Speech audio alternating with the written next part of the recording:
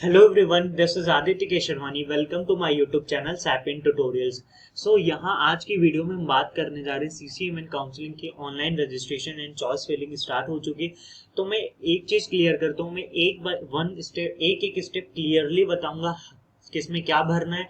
साथ ही साथ कैटेगरी क्या चेंज होगी कि नहीं चेंज होगी, कौन से इंस्टीट्यूट का एलिजिबिलिटी क्राइटेरिया क्या कैसा है, जितनी भी इंफॉर्मेशन है सब बताऊंगा। वीडियो शायद थोड़ी लेंदी हो जाएगी, तो प्लीज आप क्वेरी आस्क करने से पहले इस वीडियो को जरूर देख लेना, आपका मोस्टली क्वेरी आपकी क्लियर हो जाएगी।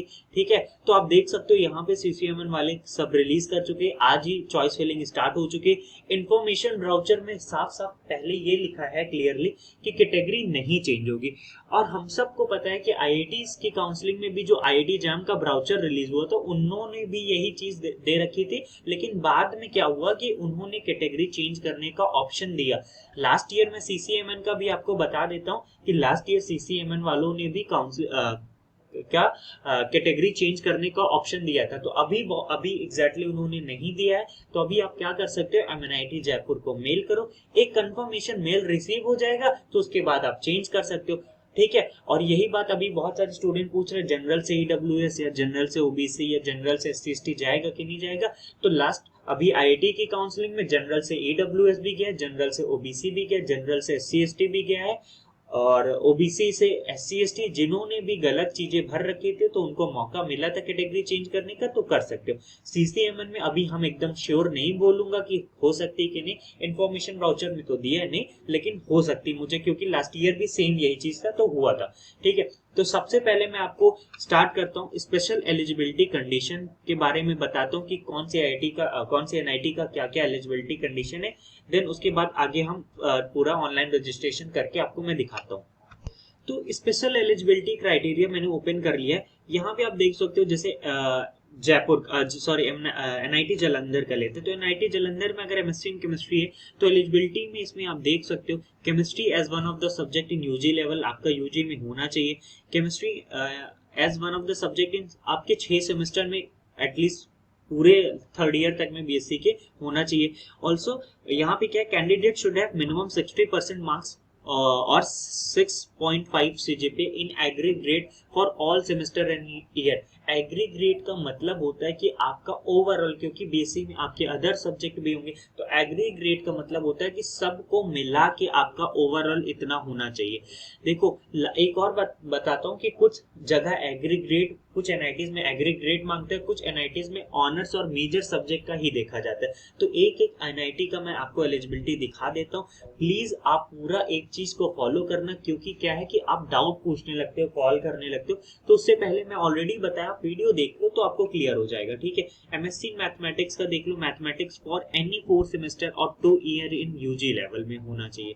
एमएससी मैथमेटिक्स का देखो, कैंडिडेट 60%, एमएससी इन फिजिक्स का physics and one of the subject होना चाहिए, 6 सेमेस्टर और 3 ईयर मिनिमम होना चाहिए। ठीक है, क्या फिजिक्स में और क्या है, 60% सेम है वो। और क्या है, 10+2 में मैथमेटिक्स होना चाहिए फिजिक्स वालों को। और क्या है, मैथमेटिक्स फॉर एनी 2 सेमेस्टर और फर्स्ट ईयर इन यूजी, ये ठीक है। देन इसमें क्लियर हो गया। उसके बाद क्या है, हम एमएनआईटी जयपुर की बात करते हैं। एमएनआईटी जयपुर में केमिस्ट्री में आप देख सकते हो, chemistry related subject for any 4 semester, और आपके एटलीस्ट 4 सेमेस्टर में केमिस्ट्री होना चाहिए अगर आपको एमएससी इन केमिस्ट्री करना है। मैथ 10+2 12th में आपका मैथ्स कंपलसरी, अगर मैथ्स नहीं है तो आप एलिजिबल नहीं हो। फिर क्या है, मैथमेटिक्स, एमएससी मैथमेटिक्स वाले स्टूडेंट क्या है, मैथमेटिक्स और applied mathematics in all UG level, आपका प्योर मैथ्स होना चाहिए बेसिकली। 12th में भी आपके मैथ्स होना चाहिए। एमएससी इन फिजिक्स की बात करता हूँ तो physics related subject for any 4 semester, 4 semester basically आपका होना चाहिए फिजिक्स, और 60%, 6.5 वो क्राइटेरिया सेम है। MSc in mathematics and scientific computing किसी को करना है तो 10+2 लेवल पे मैथ्स होनी कंपलसरी है। एनआईटी अगरतला का देखते हैं एमएससी इन केमिस्ट्री में, तो chemistry as one of the subject in 6 semester और थर्ड ईयर। ठीक है, ये तो सबको पता है। एमएससी इन मैथमेटिक्स का देख लो, फिजिक्स का ये क्लियर है। एनआईटी कैलिकट का देखो, एमएससी अगर इन केमिस्ट्री करना है, ठीक है, तो मैथमेटिक्स 2 सेमेस्टर बेसिकली रिक्वायरमेंट है आपका, मैथमेटिक्स आपके यूजी लेवल में होना चाहिए। इन्होंने 10+2 लेवल पे कोई कंडीशन नहीं दी है, तो 10+2 में जिसका बायो भी है तो ऑल्सो ही और she is applicable to this institute. ठीक है, एमएससी इन मैथमेटिक्स का देख लो एनआईटी कैलिकट में, तो mathematics in all semester in UG level, मतलब लास्ट तक आपका मैथमेटिक्स होना चाहिए। ऑल्सो मैथ्स आपका होना चाहिए 10+2 लेवल पे। फिजिक्स वाले स्टूडेंट की बात करूं तो आप देख सकते हो कि फिजिक्स, केमिस्ट्री और मैथमेटिक्स रिलेटेड 4 सेमेस्टर में अब बेसिकली आपका फिजिक्स होना चाहिए। ऑल्सो मैथमेटिक्स, आपका मैथमेटिक्स भी होना चाहिए 4 सेमेस्टर तक। मैथ्स रिक्वायर्ड है 10+2 लेवल पे। ये एनआईटी दुर्गापुर की बात करो, अगर आपको दुर्गापुर में एडमिशन लेना है केमिस्ट्री में, तो मैथ आपका 12th में क्या होना चाहिए, मैथ्स होना चाहिए। Also physics related subject for any 2 semester और 1 ईयर इन यूजी। अगर आपका दुर्गापुर में आपको एडमिशन लेना तो बेसिकली फिजिक्स आपके 1 साल तक आपका यूजी लेवल पे होना चाहिए।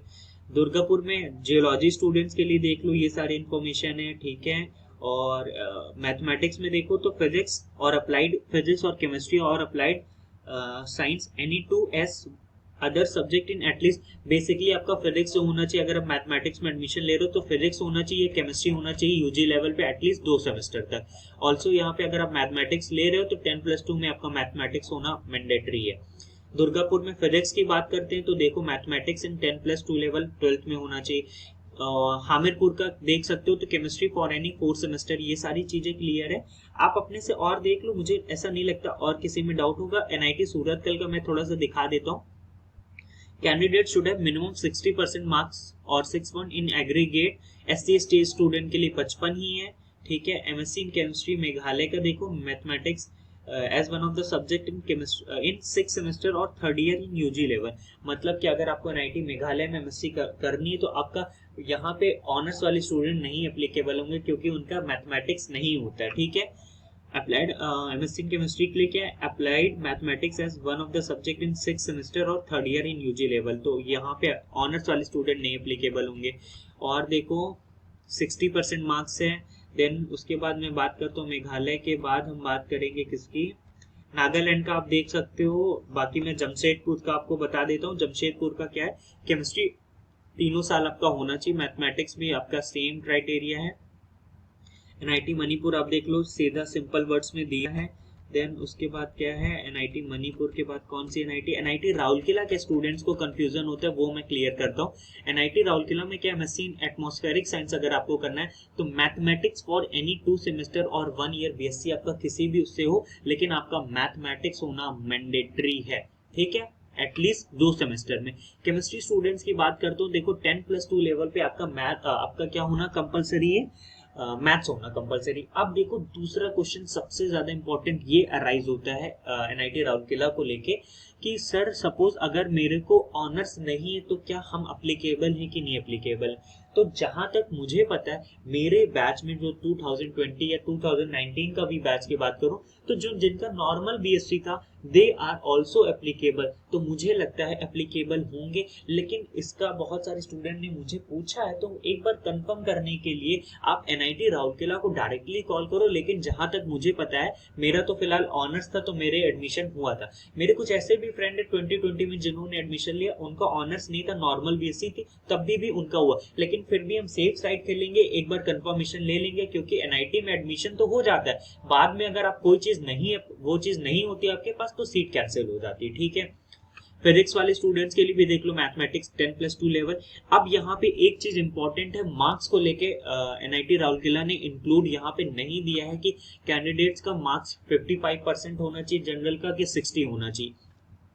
तो इसका भी आपको क्या करना है कि इसके लिए भी एनआईटी राउरकेला से ही आपको कंफर्मेशन मिलेगा। क्योंकि मैंने सुना था, क्योंकि कुछ स्टूडेंट ने मुझे मेल करके मुझे व्हाट्सएप में किया था कि यहाँ पे एनआईटी राउरकेला में 55% पे भी शायद जनरल स्टूडेंट को लेता है, but I am not 100% sure. तो ठीक है, अभी मैं श्योर किसी से कैसे कंफर्म भी नहीं कर पाऊंगा, क्योंकि एक्चुअली मैं थोड़ा सा बिजी हूँ आजकल। मेरे 12 से लेके 16 तक क्या सेमेस्टर एग्जाम है, तो अभी हम थोड़ा सा मैं बिजी रहूंगा। उसके बाद चीजों को जो भी होगा क्लियर कर दूंगा। एक और इम्पोर्टेंट चीज है कि अगर प्लीज आप सबसे रिक्वेस्ट मेरी ये है कि प्लीज थोड़ा सा पर्सनल मैसेज और पर्सनल कॉल अवॉइड करें 16 तक तो एटलीस्ट करें, क्योंकि मेरा सेमेस्टर एग्जाम है। बहुत अर्जेंट होता है तो आप मुझे कॉल या मैसेज कर सकते हो, बट अगर नॉर्मल कुछ, क्योंकि मैं देखता हूँ नंबर मेरा प्रोवाइडेड आप सबके पास, इट डजंट मीन कि मैं बहुत फ्री रहता हूँ, ठीक है। तो उसको भी थोड़ा सा पॉइंट रखो। 16 के बाद मैं 3 लाइव सेशन लूंगा जिसमें एक स्टूडेंट के डाउट क्लियर करूंगा, ठीक है।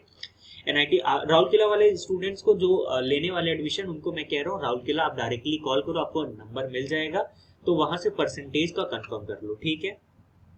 एनआईटी श्रीनगर का आप देख सकते हो। एनआईटी त्रिची का मैं थोड़ा सा आइडिया दे देता हूँ। यहाँ पे क्या है कि एनआईटी त्रिची में अगर आपको एमएससी इन केमिस्ट्री करनी है तो केमिस्ट्री फॉर एनी 4 सेमेस्टर और 2 ईयर, ठीक है। Applied chemistry related subject for, ये भी ठीक है। एमएससी इन केमिस्ट्री आपको समझ में आ गया होगा कि 4 सेमेस्टर आपका केमिस्ट्री होना चाहिए। फिर क्या, केमिस्ट्री रिलेटेड सब्जेक्ट, ये भी ठीक है।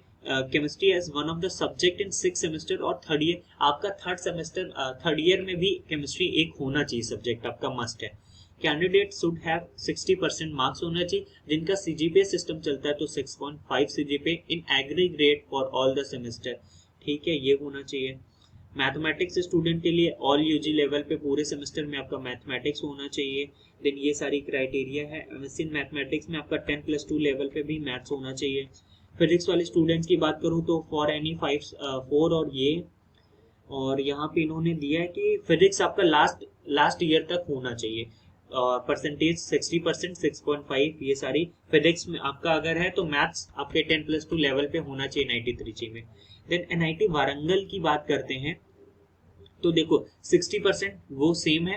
एंड अप्लाइड मैथमेटिक्स का मैथमेटिक्स ऑल सेमेस्टर में होना चाहिए, ये सारी बात हो गई अप्लाइड में।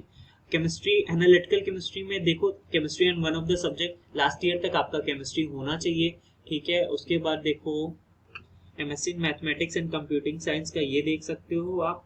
और उसके बाद क्या है कि एमएससी इन ऑर्गेनिक केमिस्ट्री का मैं दिखाता हूँ। तो एमएससी इन ऑर्गेनिक केमिस्ट्री में यहाँ पे क्या, केमिस्ट्री लास्ट ईयर तक आपका केमिस्ट्री होना चाहिए। वीएनआईटी नागपुर का देख लो आप, केमिस्ट्री 6 सेमेस्टर तक होना चाहिए, बाकी ये सारी इन्फॉर्मेशन सेम है। परसेंटेज का इन्होंने देखो, परसेंटेज की बात करता हूँ तो देखो ऑलरेडी एग्रीगेट का इन्होंने दे रखा है कि एग्रीगेट मतलब जितने भी सब्जेक्ट है सबका मिला के, लेकिन कुछ एनआईटी जो है वो ऑनर सब्जेक्ट, जैसे आपने फिजिक्स स्टूडेंट तो फिजिक्स का ही सिर्फ देख के अगर आपका कुछ क्राइटेरिया बनता है तो उनका कुछ एनआईटी का डिफरेंट है, तो उनको आपको पर्सनल कॉल करके ही कंफर्म करना पड़ेगा। जैसे मैं राउरकेला वाले स्टूडेंट्स को बोल रहा हूँ जिनको राउरकेला चाहिए, अगर उनका 60 से कम है तो वो क्या कर सकते हैं कि एक बार कंफर्म कर लें एनआईटी राउरकेला में, क्या एग्रीगेट अगर मेरा ऑनर्स में 55% बन रहा है तो क्या मैं एप्लीकेबल हूँ कि नहीं हूँ, तो ये सारी चीजें आप उनसे कंफर्म कर ले। अब दूसरा हम चलते हैं कहाँ पे, सीट मैट्रिक्स की तरफ, ठीक है। उसके बाद मैं रजिस्ट्रेशन करके दिखाऊंगा। सीट मैट्रिक्स मतलब कौन से एनआईटी में कितनी सीट है, इसको कैसे चेक करना है ये मैं आपको दिखा देता हूँ। आपको सपोज टाइप ऑफ इंस्टीट्यूट में सेलेक्ट करो, सपोज मैं आपको यहाँ पे दिखाता हूँ और मैंने ऑल कर लिया, ठीक है।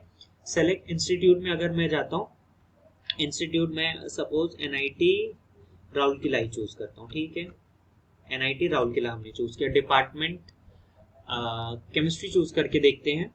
डिपार्टमेंट केमिस्ट्री, प्रोग्राम देखो, प्रोग्राम में आपको टैप करना है, एमएससी इन केमिस्ट्री करना है हमें, और ग्रुप में हमें सेलेक्ट करना है क्या, ऑल, ग्रुप में ऑल सेलेक्ट करना है। तो अब यहाँ पे आप देख सकते हो, देखो इंडिविजुअल सीट्स आपको पता चल जाएंगी। जनरल की 14 सीट है, ओपन पीडब्ल्यूडी की स्टूडेंट की 1 सीट है, ईडब्ल्यूएस की 4 सीट है, ईडब्ल्यूएस पीडी की इतनी है, ओवरऑल टोटल 38 सीट है। इस तरीके से आप देख सकते हो।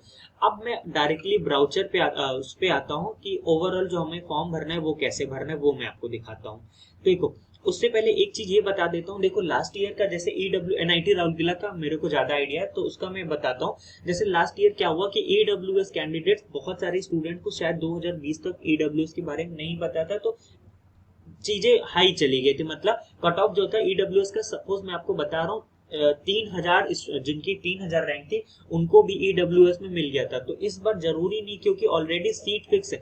अगर 1100-1200 रैंक वाले स्टूडेंट ज्यादा ईडब्ल्यूएस उन्होंने बनवा लिया है, तो अभी क्या है कि जो जिन स्टूडेंट का रैंक अच्छा नहीं, जैसे 3000 रैंक वाले को पिछले बार एनआईटी राउरकेला मिल गया था, तो जरूरी नहीं कि इस बार 3000 तक जाए, इस बार मान लो 1500 तक जाए। क्योंकि अगर सपोज जिनकी 1100-1200 रैंक है उन्होंने ईडब्ल्यूएस रखा है, तो ईडब्ल्यूएस का क्या हो जाएगा, सीट तो फुल हो जाएगा अगर वो लोग ले लेते हैं।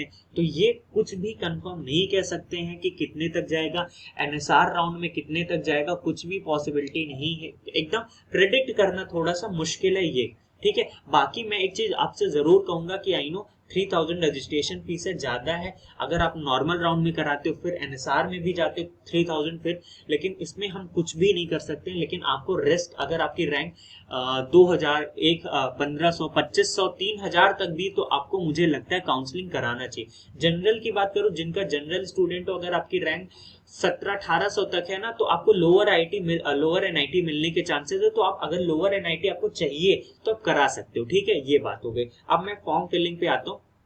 एक और इम्पॉर्टेंट ये चीज है कि स्टूडेंट मुझसे ये पूछ रहे हैं कि सर एनआईटी में काउंसलिंग में अप्लाई करें कि उसका वेट करें, किसका, सेंट्रल यूनिवर्सिटीज के एग्जाम का। तो मैं एक चीज क्लियर करता हूँ, अगर आप एनआईटी में सेंट्रल यूनिवर्सिटीज का अभी कुछ भी नहीं पता तो आप एनआईटी में पार्टिसिपेट करोगे, पार्टिसिपेट करना चाहिए मुझे लगता है। क्योंकि ऐसा है कि अगर आपने, देखो एक चीज क्लियर है कि अगर आपने एनआईटी में अपने सपोज 3rd राउंड तक में आप गए, अभी देखो अभी तो 28 जून तक लास्ट डेट है, रजिस्ट्रेशन की डेट भी एक्सटेंड होगी जहां तक मुझे लगता है।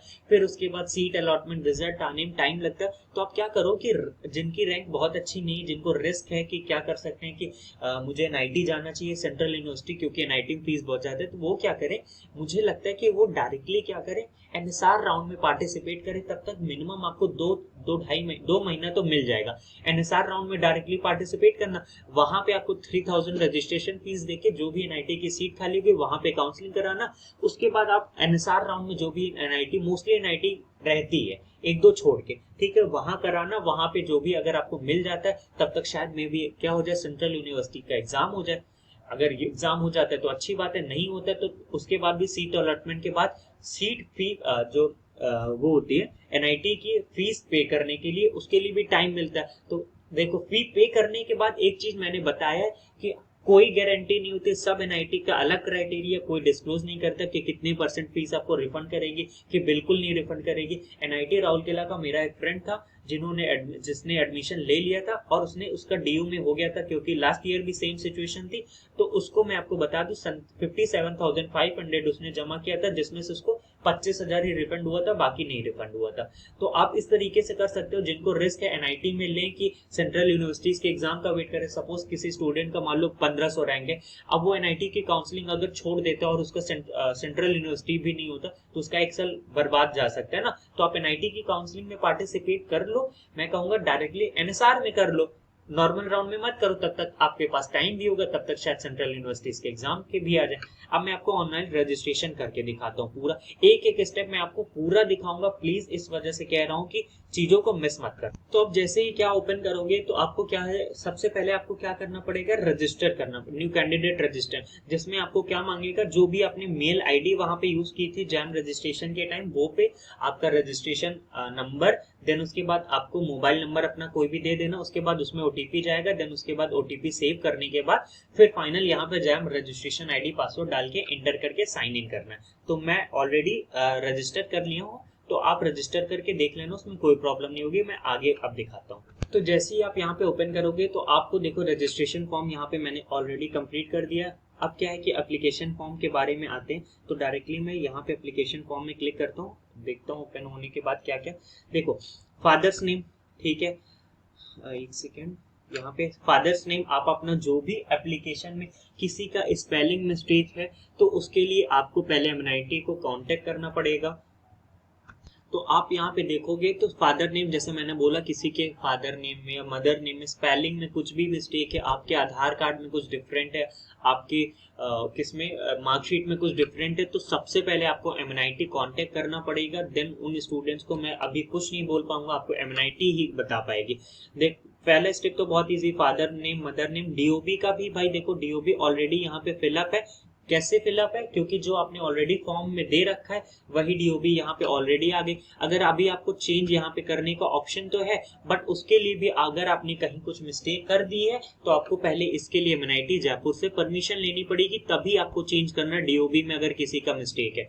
जेंडर देखो मेल, नेशनैलिटी इंडियन है, कैटेगरी यहाँ पे जैसे देखो जनरल ईडब्ल्यूएस इसने फॉर्म में भर रखा था, लेकिन यहाँ पे देखो अभी चेंज होने का ऑप्शन आ रहा है है ना, देखो चेंज हो जा रहा है। तो मुझे लगता है कि यहाँ पे चेंज हो जाएगा, लेकिन एक बार जैसे हमने आईआईटी में किया था कि हमने कंफर्मेशन के लिए कि आगे चल के कोई प्रॉब्लम ना हो, तो हम आईआईटी आईएससी से कंफर्म कर लिया था। तो इस बार आपको स्टूडेंट्स एक साथ क्या करो, जिनका भी दिक्कत हुई है तो एक बार कंफर्म कर लो मेल के थ्रू, मुझे भी इन्फॉर्म कर देना ताकि मैं स्टूडेंट्स को इन्फॉर्म कर दूं। पर्सनल विद डिसेबिलिटी में देख लो ये।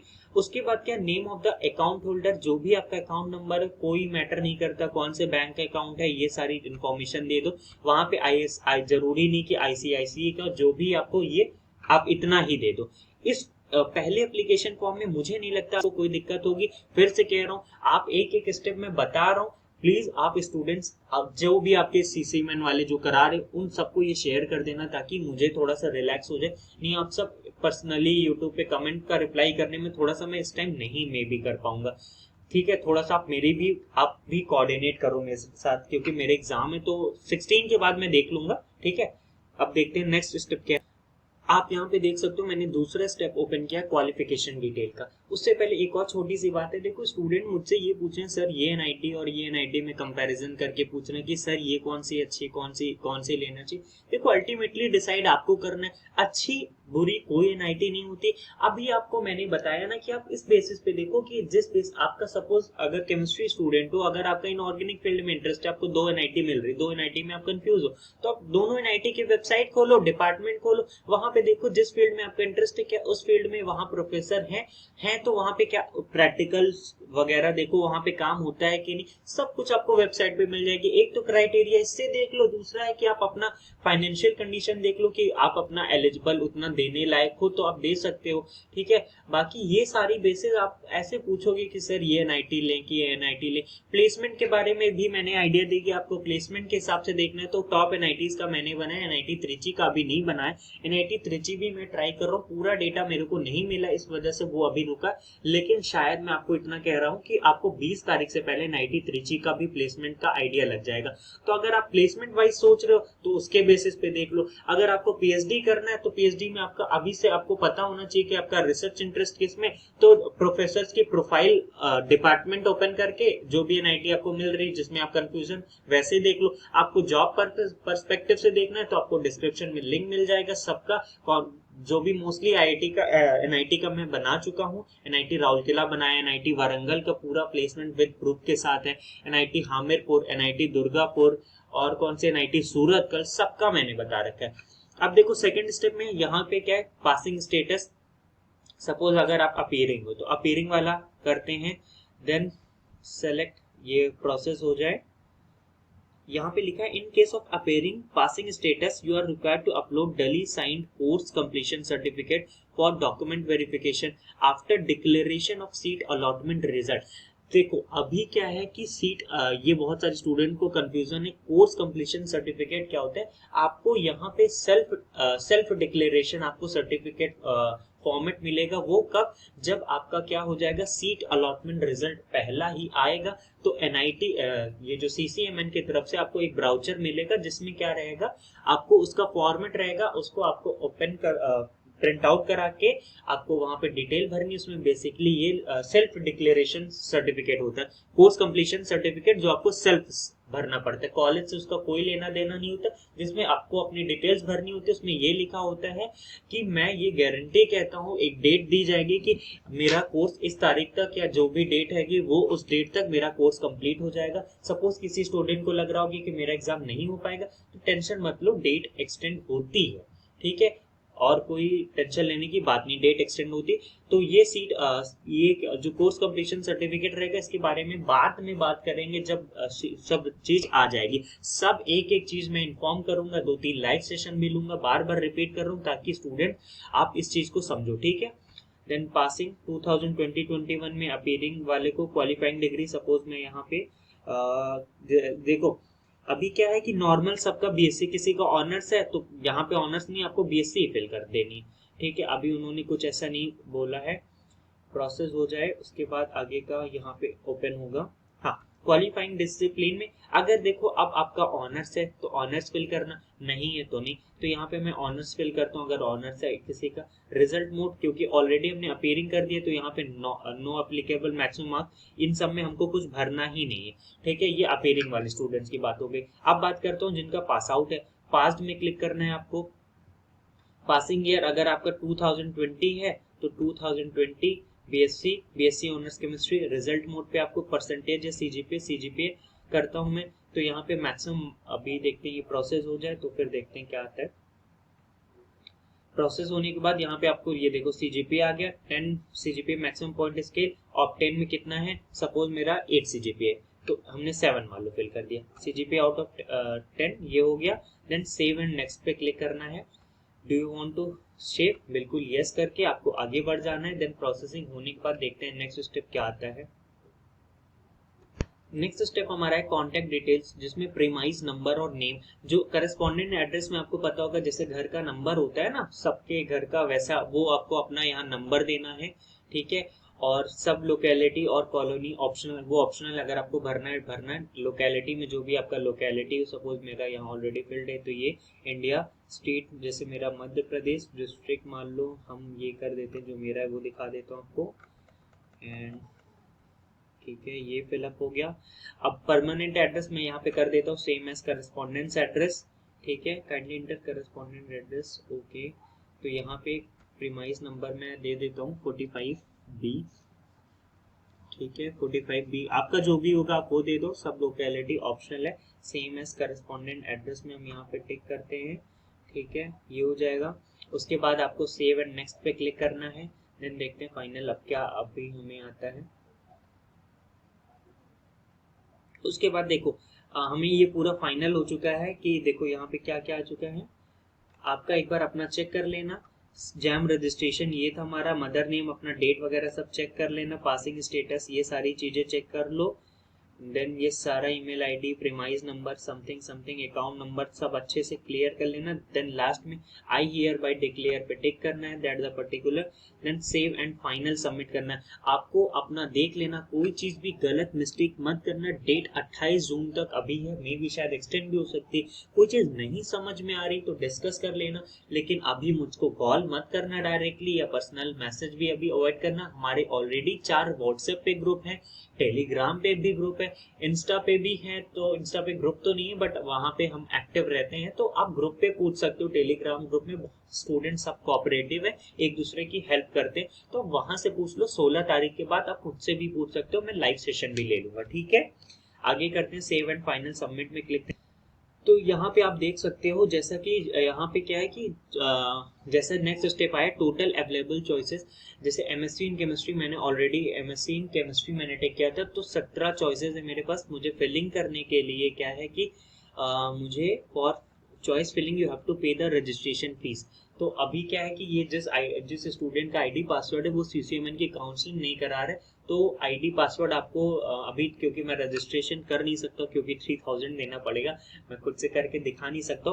तो एक काम ये कर सकते हैं, अभी यहाँ इतना प्रोसेस मैंने दिखा दिया। चॉइस फिलिंग का मैंने आपको एक जनरल आइडिया दे देता हूँ कि चॉइस फिलिंग में जैसे आप यहाँ पे क्या करना पड़ेगा। For choice filling you have to pay the registration fee, तो आपको सबसे पहले रजिस्ट्रेशन फी पे करनी पड़ेगी, ठीक है।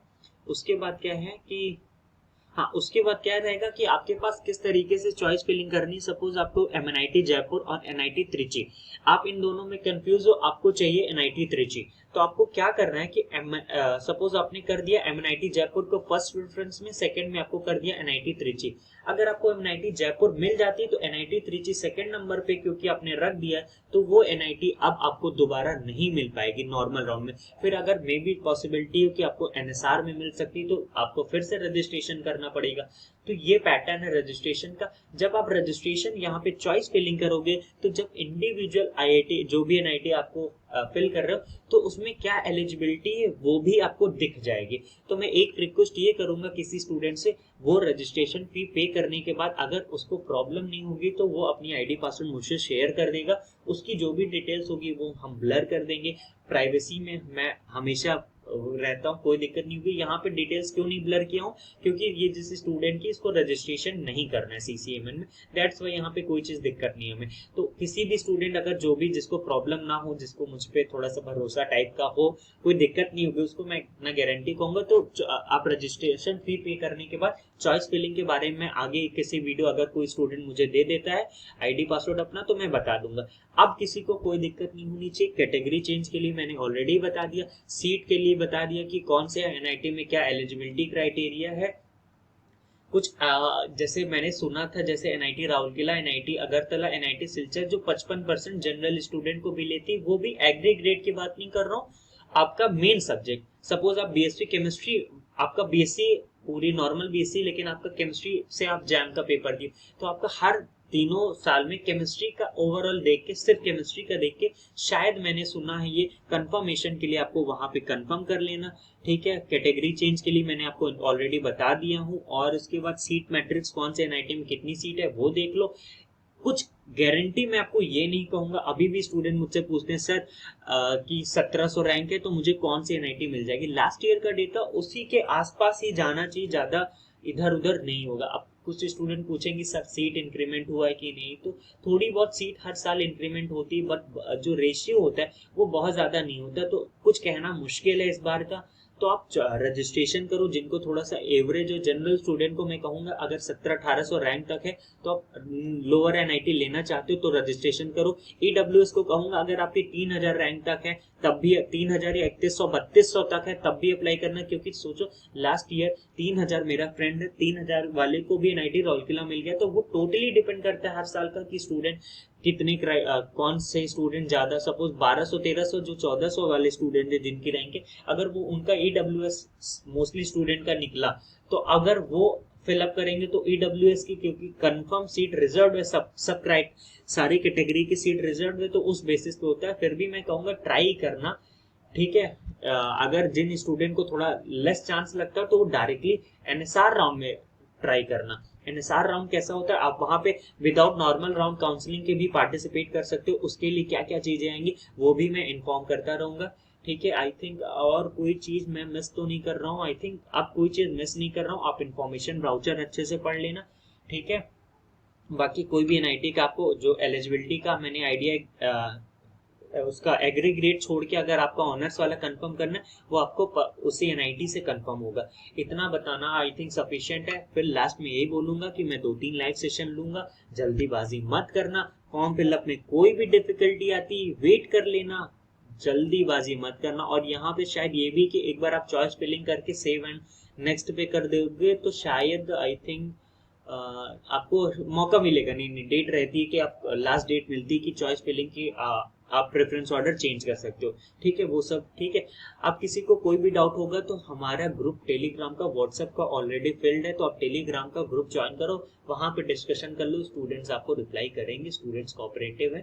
ठीक है, लास्ट में एक और थैंक यू इसलिए बोलना चाहूंगा, जो स्टूडेंट अभी हमारा जो कैंपेन चला था उसमें हमें इतना सपोर्ट किया, उसलिए दूसरी कैंपेन फिर से स्टूडेंट कुछ बोल रहे थे सर एक बार फिर से हम ट्राई करेंगे, क्योंकि इस वाला कैंपेन में हम कुछ ही स्टूडेंट्स के थ्रू चूक गए, अदरवाइज हम उस चीज को ट्रेंड में ला सकते थे। तो फिर कभी देखेंगे। अभी इस चीज को हम नहीं बात करेंगे NIT की फीस के बारे में, बट अगर और कोई अच्छा मुद्दा हमें मिलता है जो हमारे साथ गलत होगा तो उसके बारे में हम फिर से बात करेंगे। स्कॉलरशिप स्टाइपेंड जो अभी भी कुछ बात नहीं हुई तो उसके बारे में फिर से एक बार फिर से हम ट्विटर कैंपेन करेंगे। अभी नहीं, अभी काउंसलिंग वगैरह सब हो जाए उसके बाद फिर आपका कहीं NIT IT लोकेट हो जाएगा, उसके बाद फिर से हम करेंगे। इस बार आप सब कोशिश करना कि हम मिनिमम 5000 मिनिमम ट्वीट तो रखें ताकि इस बार हम चीजों को ट्रेंड में ला सके। सो या thank you so much for watching the video. किसी को कोई भी डाउट होगा तो पूछ लेना, ग्रुप्स में पूछना, बहुत अर्जेंट होगा तभी मुझे कॉल करना, उसके बाद लाइव सेशन अगेन होगा। Thank you so much for watching the video.